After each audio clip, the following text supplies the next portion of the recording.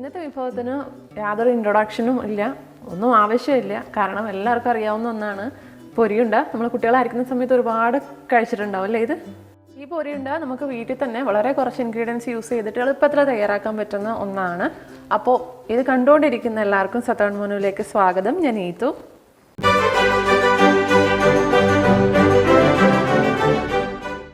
അപ്പോൾ ഈ വീഡിയോ ആദ്യമായിട്ട് കാണുന്നവരോട് നിങ്ങൾ ചാനൽ സബ്സ്ക്രൈബ് ചെയ്യാൻ മറക്കരുത്. കൂടെയുള്ള ബെല്ലൈക്കൻ മറക്കാതെ ക്ലിക്ക് ചെയ്യുക.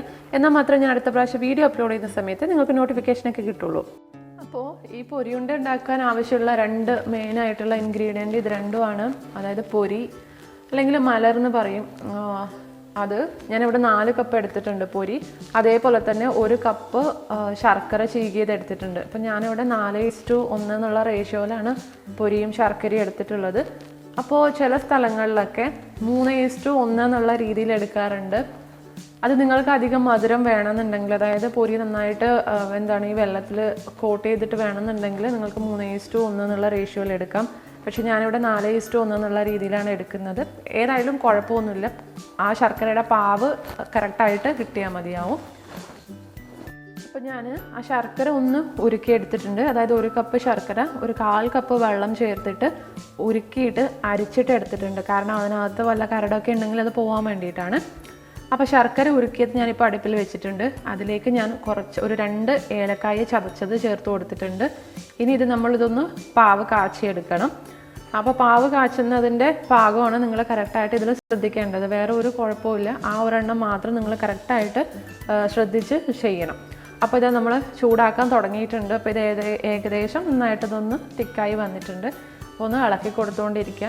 അപ്പോൾ പാവ് നോക്കുന്നതെന്ന് വെച്ചാൽ നമ്മൾ ഇതിൽ നിന്ന് ഒരു ഡ്രോപ്പ് ചെറിയൊരു പാത്രത്തിൽ വെള്ളം എടുത്തിട്ട് അതിനകത്തേക്ക് ഉറ്റിച്ച് കൊടുക്കണം. അപ്പോൾ നിങ്ങൾക്ക് അലിയാതെ കിട്ടണം.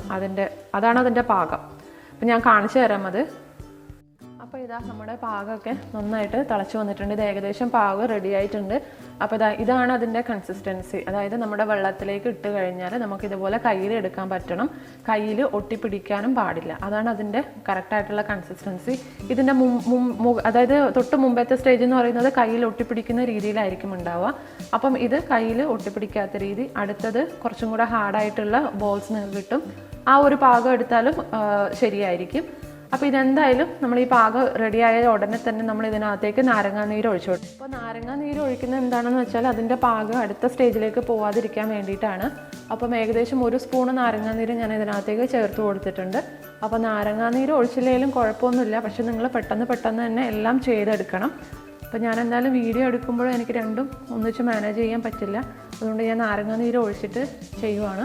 അപ്പോൾ ഞാൻ അതിനകത്തേക്ക് പൊരി ചേർത്തിട്ടുണ്ട്. ഇനി പൊരി ചേർത്ത് നന്നായിട്ടതൊന്ന് മിക്സ് ചെയ്യണം. അപ്പോൾ ആ ശർക്കരയുടെ പാകം മുഴുവനും ഈ നമ്മുടെ പൊരിയിൽ കോട്ട് ചെയ്തിട്ട് കിട്ടണം. അപ്പോൾ ഇതാ ഞാൻ എല്ലാം നന്നായിട്ട് മിക്സ് ചെയ്തിട്ടുണ്ട്. അപ്പോൾ ഇതെല്ലാം ചൂടോടുകൂടി തന്നെ ചെയ്യണം കേട്ടോ. അപ്പോൾ ചൂടാറിയതിന് ശേഷം ചെയ്യാൻ നിൽക്കരുത്. എന്നുണ്ടെങ്കിൽ എല്ലാം കട്ടിയായി പോവും. അപ്പോൾ നമുക്ക് ഉരുട്ടിയെടുക്കാനൊന്നും പറ്റില്ല. ഇപ്പോൾ നിങ്ങൾ ആദ്യം എന്താ ചെയ്യേണ്ടത് വെച്ചാൽ കൈ ഒന്നുകിൽ വെള്ളം കൊണ്ട് കൈ ചെറുതായിട്ടൊന്ന് നനച്ചിട്ട് ഉണ്ടയാക്കിയെടുക്കുക. അല്ലാന്നുണ്ടെങ്കിൽ നെയ്യോ എണ്ണയോ തടവിയിട്ട് ഇതുപോലെ കയ്യിൽ വെച്ചിട്ട് ഉരുട്ടിയെടുക്കുക. അപ്പോൾ ചെറിയ ചൂടോട് കൂടി തന്നെ നമ്മൾ ഉരുട്ടിയെടുക്കണം. എന്നാൽ മാത്രമേ അത് ബോൾസായിട്ട് നമുക്ക് കിട്ടുള്ളൂ. അപ്പോൾ ഇത് ഞാൻ ഒരെണ്ണം എടുത്തിട്ടുണ്ട്. ഇതുപോലെ ബാക്കിയുള്ളത് നമ്മൾ റൗണ്ടാക്കിയിട്ട് എടുക്കാം. അപ്പോൾ ഇതാ എനിക്ക് ഇത്രയും ഞാൻ എടുത്തിരിക്കുന്ന 4 കപ്പാണ്. 4 കപ്പ് പൊരിയാണ് എടുത്തിരിക്കുന്നത്. അപ്പോൾ അത് ആദ്യം നിന്ന് എനിക്ക് ഇത്രയും പൊരിയുണ്ട കിട്ടിയിട്ടുണ്ട്. അപ്പോൾ നിങ്ങൾ അതിനനുസരിച്ചിട്ട് മെഷർമെൻറ്റൊക്കെ ചേഞ്ച് ചെയ്യാം.